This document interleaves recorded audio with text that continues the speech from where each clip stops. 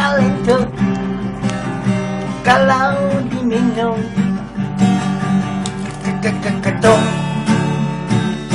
air ketum ketum